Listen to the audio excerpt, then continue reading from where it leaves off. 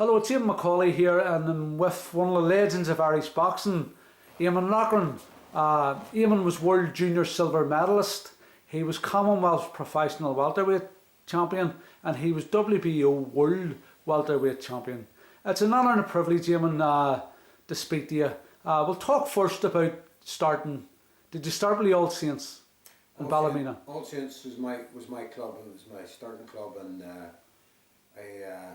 I started there as a 7 or an 8-year-old and boxed all over Belfast. Before I was able to get into competitions, the time I was 10 or 12, I had 11, I think, the competitions. I had 30, 40 fights.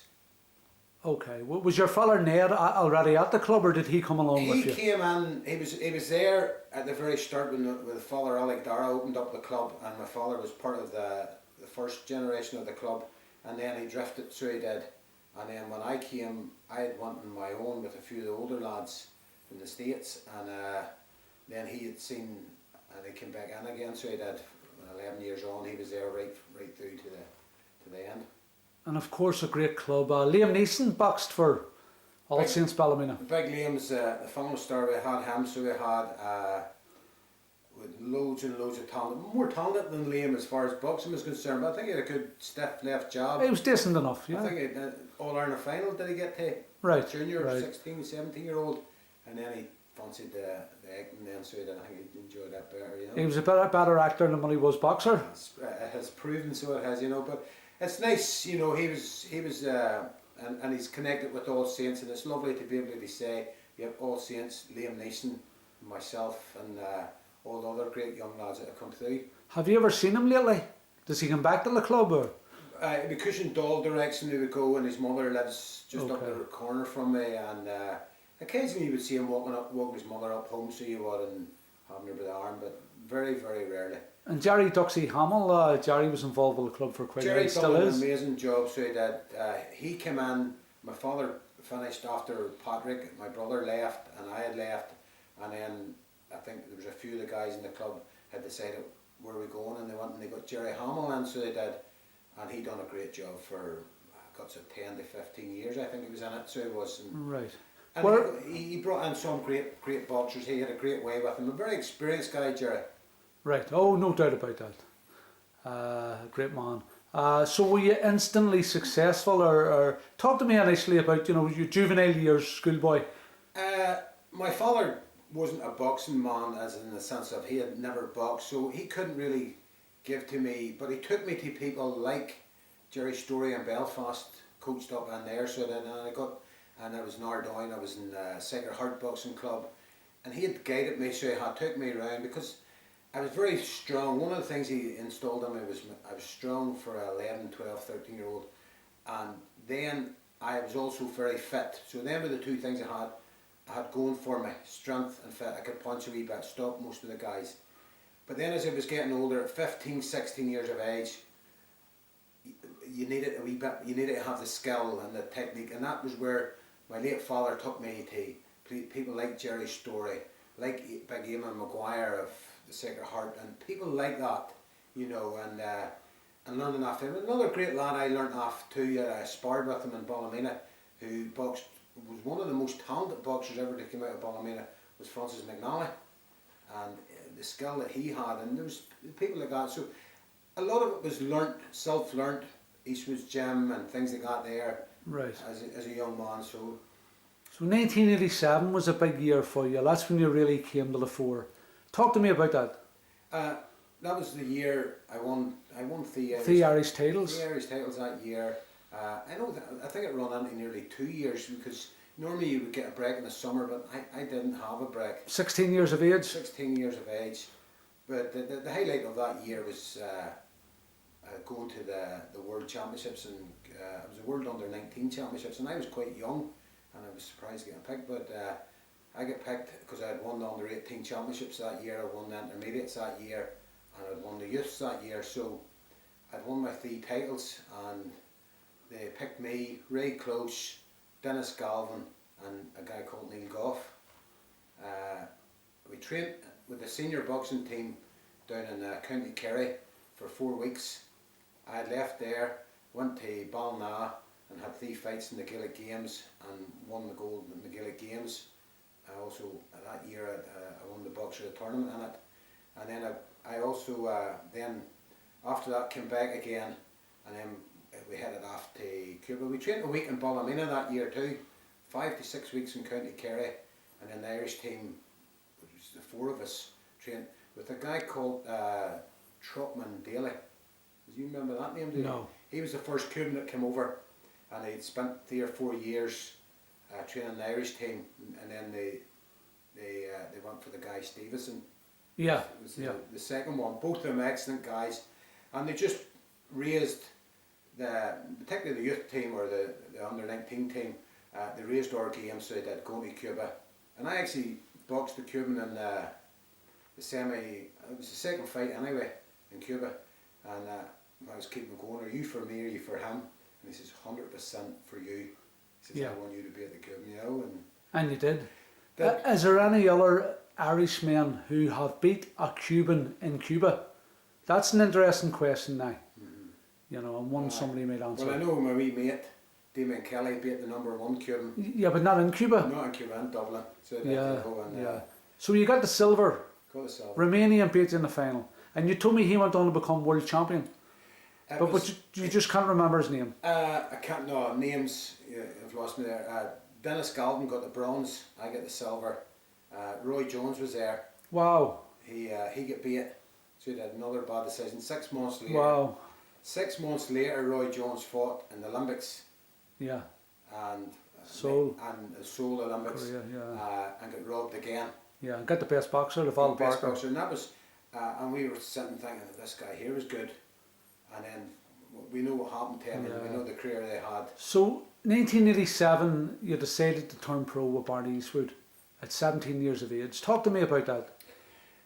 You didn't go. You didn't box senior in the Irish seniors, or did you have any senior I had 6 or internationals? 7. Yes, I boxed for Ireland 7 times or something like that, and a senior level, so that I was getting picked. But there was nowhere in Ballymena for me as a 17-year-old to improve as sparring or training or anything. And so at that time when I was getting picked for Ireland to box at senior level, I decided, well, it was actually my father says, well, we need sparring, and the only place to get it was in Eastwoods. At that time, it was the likes of yourself, Eamon McAuley, Andy Hulligan, and Crisanto Espana, but mainly yourself and Andy Hulligan. You were the lightweight champion, ABA lightweight champion. Andy Hulligan was the ABA light welterweight champion, and I was boxing at light welterweight. So you really couldn't ask for better sparring, and you were on the verge of, you were professional guys with 3 or 4 fights. So that was the intake to go to Eastwoods.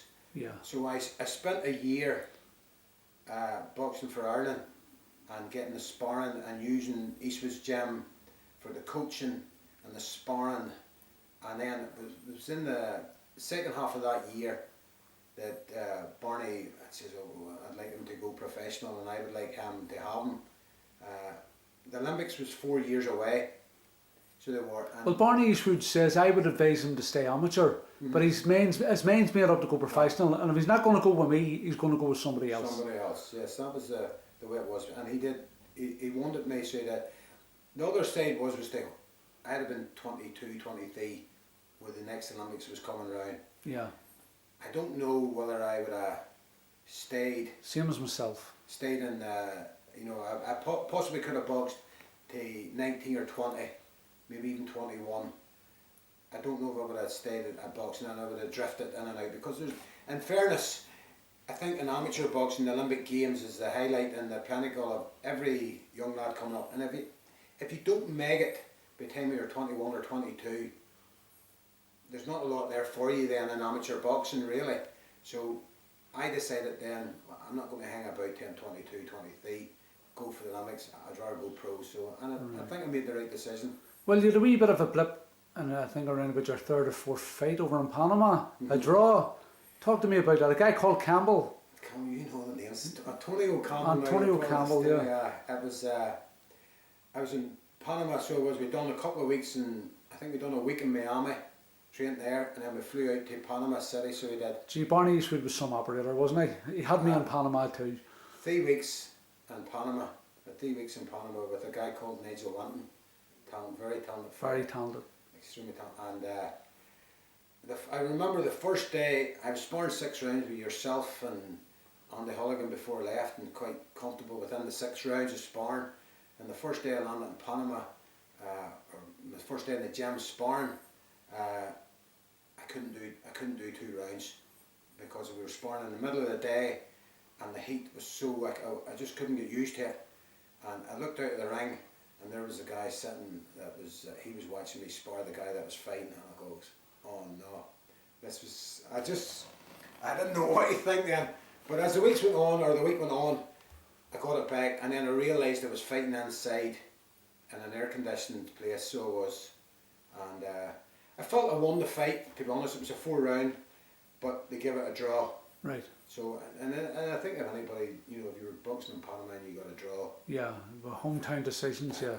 You got to knock them out twice to get a draw. I think I was a winner, but I'm happy enough. It was a great experience. The 2 weeks in Panama and the weekend, it was absolutely brilliant. And you had dinner in Lewis Spada's house, same as I did. Met Lewis Spada and all the fighters. The one experience I'm sure you had. We had 2 gyms. He had his own gym, which was a modern gym. Lewis Spada's gym, small and private. And then there was the old gym in Panama City. And my memory of this was 2 boxing rings in it, old wooden floors and holes in the floors, and the winner bags. I wasn't in that one. No. And it was open to the public, so it was. And it was like a real old building, and the 2 big doors were open at both ends, and there must have been 200 fighters in it. Yeah. 200 fighters. And I looked around, and every fighter was first class. We were probably me and Nigel Winton, and we had Nike shorts on and Nike trainers, and looked around, and everybody was fantastic. But then you were out of the ring for a year, and you left Barney Eastwood. You went with Barry Hearn. I had a few more fights first. Yeah. I had 8 altogether with Barney. I spent 3 years. I damaged my hands. Was a problem with when I was in the Eastwood's gym. I damaged my hands because in them days, Eamon, I don't know if you remember this, you used 6-ounce gloves for fighting. So for fighting, yeah. Nowadays it's 8-ounce and 10-ounce. That's right. That's correct. And that time, I mean, your bandage and all on. And anyway, I damaged my hands, and I had, over the course of 3 years with Barney, I had 89 fights, and then I left. So I just came to a mutual agreement and left. I had a great time, but I'd learnt all my boxing through, probably other than the Cuban guy, and my dad took me around the country as an amateur. Yeah. Other than that, I learnt most of my boxing in Eastwood's gym. Well, you went with Barry Hearn, and I was with Barry Hearn also, and I remember you telling me that the setup in Eastwood's was much more professional. But Barry Hearn, basically, you just done your own thing, really. You learned it myself, as I said. But you run up a string of victories. Mm-hmm. With Barry Hearn. Your first defeat was to Tony Ukubia. That's correct. And it was by disqualification. That's right. You were actually ahead at the time. And that's right. I was in front 5 rounds, and then I used an illegal blow, so that. Yeah, you threw the head in. Threw not. But you had also a bit of an altercation with Herbie Hay, the former world heavyweight champion, and that was the very first day I arrived in Romford. Talk to me about that. Me and Herbie was, and everybody knew Herbie, that he bullied the smaller guys, and he had a bullying attitude, and he had bullied me a few times, and I probably let it go the first 3 or 4 times, and that was at the end in the gym one day. I was cutting weight, getting close to a fight, so I was, and he wouldn't have been cutting weight obviously, but he pushed the door into me, and he used words, so he did derogatory words, and I used the words back, and he came running at me. And I think I got a punch on him, but whatever it was, he got a better one on me, and it was on the top of me, and he was going to finish me off. And there was about 6 or 7 guys, and I was trying to punch away at him, but they were doing no damage, and his one punch had done damage, and they were trying to get him off me, so they were. Well, he was a big heavyweight, yeah. He was a bigger lad, and he was world champion. A hard, big lad too. But I got. The red mist had come up, and I was going to try and hit him with weight sets, and I just lost it, so I had, and he had lost it too, so. Yeah, but he respected you for standing up to him after that. You got on, you went to Germany and boxed together, and he's come back at best of mates. I was in Barry's gym or office for 3 hours, and Herbie was sent home that weekend, so he wasn't, and came back on a Monday or Tuesday, and we became good friends after it. So we did, you know. It was always Eamon, how are you? And Yeah. politely and rather, and you know, he would ask me things, and became a friend. Well, your first big break was when you beat Donovan Boucher, who was a scourge of the British welterweights. He had beat the likes of Steve Foster, Emsley Bingham, Gary Jacobs, and you went into that fight the underdog. Talk to me about that. I was the underdog, and I got a phone call from Barry Hearn. I was back home. I'd won a fight. I just won a fight and came home, and then Barry rang me, said I'd taken a heavy flu, and he says, Eamon, I've got you a fight in 4 weeks' time. And I says, Barry, I can't get out of bed, I've got the flu. Can you give me tea over the weekend to see if I feel any better? And he says, yes, I will. And actually, going into the next week, I was first class again because I had kept my fitness from the fight before, and the fitness was there. So I landed in Romford. I had 3 weeks of hard training and sparring with a guy called Silky Jones, Paul Jones. Great sparring. And it was ideal because he sharpened me up, it was very hard to hit Paul. And then my brother Paddy came over, and he spent the last 10 days with me, and we done a lot of pad work with Freddie Keane and things like that. And I was in terrific shape, made the weight very comfortably, which was a good thing. The weigh-on was the day of the fight. I'd always had problems making weights leading up to it, but this was done everything right. Felt very comfortable and very confident going into the fight. I really did, even though he was a massive favourite and I wasn't. I still, it was one of those things that I felt extremely confident that I was going to win. And I caught him in the first round, and that gave me more confidence. So I caught him with a cracker left hook in the first round. I knew I hurt him. And then from then on in, I think it was the fourth round, I put him through the ropes with a left hook. Fantastic left hook, yes. Fantastic knockout. And I set him up with, I think it was 2 body shots, 2 left hooks to the body first, and it dropped the right hand, so it did. And eventually then it came, just caught him right on the button. They pushed him back into the ring again, but I think he was gone from the first. He was gone. A stunning knockout, which propelled you into world title level. And you got the world title opportunity at the King's Hall against Lorenzo Smith. What year was that? Oh, you got me there. 92 would it have been? 92, because I had 2 defences, believe it or not, of the Commonwealth title. So right. And then what had actually happened was Barney Eastwood had put it out. He had the WBA champion, which was Crisanto Espana. And I had went into Barry Hearn's office and says, look, I want to fight him. And he threw an offer there, and I kept pushing and pushing.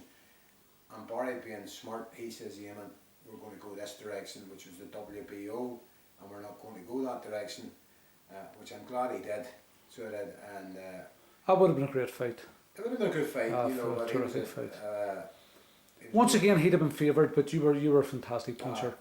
You never know, but I mean, he would have been a favourite, so what? But he was a fantastic fighter. I sparred with him, and I always felt very comfortable sparring with him when I was younger, and I had more experience in that area as I got older. But sparring and fighting is different things, so it is, you know. But I would have felt comfortable, and I would have loved that fight because it would have sold at that time. Yeah. Oh yeah, absolutely. Yeah. Well, I was early night. You won the title against Lorenzo Smith, and that was a great, fantastic win, and I was absolutely delighted for you. And I actually had my last fight in January 1984 when you boxed Alessandro Duran. That was a tough fight. He was a fit boy, so he was, and a very. He came to win, so he did. Yeah. I mean, he fought for he won the European title. Yeah, it was a tough fight. Yeah, he was a good fighter. It was a hard fight. As was Manny Galloway, the spoiler. He was fancied to beat you once again. He was the favourite. So he had beat some good fighters. And he had beat. I couldn't believe he beat Pat Barrett. Right. So I rated Pat Barrett very highly. So I did, and I mean that was a good win. I felt comfortable. That was another. If you know yourself, if you feel good within the first round and you know you're on your game, you know things is going to go your way, and that was one of them fights where I felt very good. So did you know? Yeah. Your last fight then against Lopez. Talk to me about that. That was my last one, and at that time I had lost. And I said this to I had a wee boy, and I'd lost the eye of the tiger. You fell out of love. You told me that you fell out of love with boxing. Yeah. And I switched, which we all do as professional boxers, or switch around this, and I was about securing my family. Yeah. At that time, and I had wanted one last good payday. But you left with a very, very credible record. You had 26 wins in 29 fights. You had 2 defeats. One of them was a disqualification loss, where you were ahead in points, and one was a draw. You know, so you'd only really 1 defeat at last fight, when your heart wasn't really into it. Do you have any advice for any young boxers? The advice is always to live clean, to train hard, and when things maybe do go wrong, regroup again and have another, and keep going. Learn off the experienced boxers. As I said earlier there, Jerry Hamill was a fantastic coach, and I wished I had had him coaching me going out through my amateur career. And I think you need, I don't know, I think you might agree with me on this. I think it helps if you have somebody that's boxed in your background and helps you and has experience and knowledge. That gives you a good, so it's important to have that around you. Yeah. So any regrets? none really. Not really, because I had a wonderful career, amateur and professional. I've come away from boxing, and I think I've not too many hammerings or marks or bruises or whatever, and life's been good to me after boxing too. I've enjoyed life after it. Would you like to thank anybody? I think the man above. So do my father was my own father here, who guided me and gave me great advice at all times and great directions. My wife, who was very, very good for me when I was boxing as a professional. I was in London and she was in Ballymena. So, and my mother, I always forget about my mother. She does everything for us when we were growing up. And my brother Paddy and Colin and the rest of my family. Well, outside of boxing, Eamon has become a very successful businessman, but he's also a great philanthropist. He shares his wealth. He's a very humble man.